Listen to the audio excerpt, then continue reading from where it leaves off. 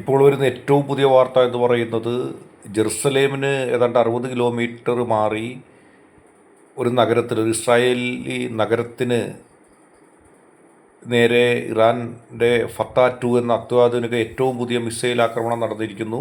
ഈ മിസൈൽ ആക്രമണത്തിൽ Israel report ചെയ്യുന്നതനുസരിച്ച് ഇതുവരെ 9 പേർ മരിച്ചിരിക്കുന്നു. ഏതാണ്ട് 60ഓളം പേർക്ക് മാരകമായ രീതിയിൽ പരിക്കേറ്റിരിക്കുന്നു. നിരവധി പേരെ കാണാതായിരിക്കുന്നു എന്നുള്ള വാർത്തയാണ് വരുന്നത്. ഖമേനിയുടെ മരണത്തിന് ശേഷം ഇസ്രായേലിലേക്കുള്ള ആക്രമണത്തിൻ്റെ ഒരു വ്യാപ്തി, അതിൻ്റെ ഒരു അനുപാതവും ഇറാൻ വർദ്ധിപ്പിച്ചിരിക്കുന്നു എന്ന് വേണം ഇതിൽ നിന്ന് മനസ്സിലാക്കാൻ.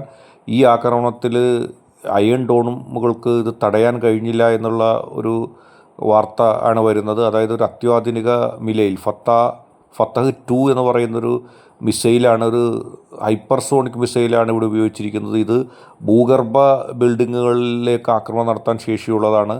അങ്ങനെയാണെങ്കിൽ ഇസ്രായേലിൻ്റെ ഒരു പ്രതിരോധ തന്ത്രം തന്നെ ഇനി മാറ്റേണ്ടി വരും. കാരണം ഇതുവരെ ഇറാൻ മിസൈലുകളുടെ പൊതു സ്വഭാവം ഇസ്രായേൽ മനസ്സിലാക്കുകയും അതിനെ തടയുന്ന പ്രതിരോധ സംവിധാനങ്ങൾ ഉപയോഗിച്ചുകൊണ്ട് അതിനെ നിർവീര്യമാക്കുകയാണ് ചെയ്തത്.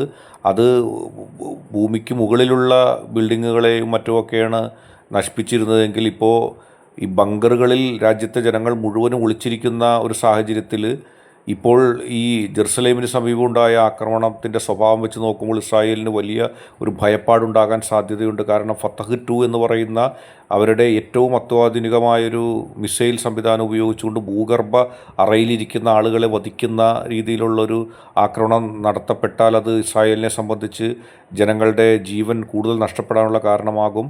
ഇസ്രായേലിൽ നിന്ന് 9 പേർ മരണപ്പെട്ടു എന്ന് പറയുമ്പോൾ എത്ര ആയിരക്കണക്കിന് ആളുകൾ അവിടെ മരണപ്പെട്ടിട്ടുണ്ടാകുമെന്ന് നമ്മൾ ചിന്തിക്കേണ്ടി വരും. കാരണം അവിടുത്തെ മരണങ്ങളൊന്നും പുറം ലോകത്ത് റിപ്പോർട്ട് ചെയ്യപ്പെടുന്നില്ല. ഈ ഭൂഗർഭ മിസൈലുകൾ വ്യാപകമായി ഇറാൻ ഉപയോഗിക്കുകയാണെങ്കിൽ ഇറാൻ്റെ മിസൈൽ സംവിധാനങ്ങളുടെ ആ രൂക്ഷഭാവം ഇസ്രായേൽ അനുഭവിക്കും എന്നുള്ള രീതിയിലേക്കാണ് കാര്യങ്ങൾ പോകുന്നത്. കാരണം ഇസ്രായേലിൽ മുഴുവനും ബങ്കറുകളിൽ ഒളിച്ചിരിക്കുന്ന സാഹചര്യത്തിൽ ഓരോ ബങ്കറുകളിലേക്കും ഇതുപോലെ ആക്രമണം നടന്നാൽ ഇറാന് സമാനമായ നാശനഷ്ടങ്ങൾ ഇസ്രായേലിലും സംഭവിക്കും.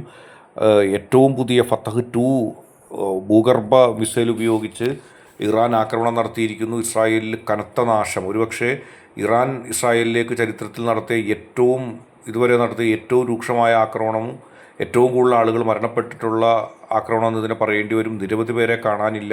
23ഓളം പേർക്ക് പരിക്കേറ്റു എന്ന് ഇസ്രായേൽ പറയുമ്പോൾ പരിക്കേറ്റവരുടെ എണ്ണം അതിൽ കൂടുതൽ വരികയും കൂടുതൽ പേർക്ക് ജീവഹാനി ഇനിയും സംഭവിക്കാൻ ഇടയുണ്ട് എന്നുള്ള വാർത്തയാണ് വരുന്നത്. ഇറാൻ തിരിച്ചടി തുടങ്ങിയിരിക്കുന്നു, അല്ലെങ്കിൽ അത് ഇസ്രായേലിന് എത്രത്തോളം താങ്ങാൻ കഴിയും എന്നുള്ളതാണ് ഇനി ലോകം ഉറ്റുനോക്കിക്കൊണ്ടിരിക്കുന്നത്.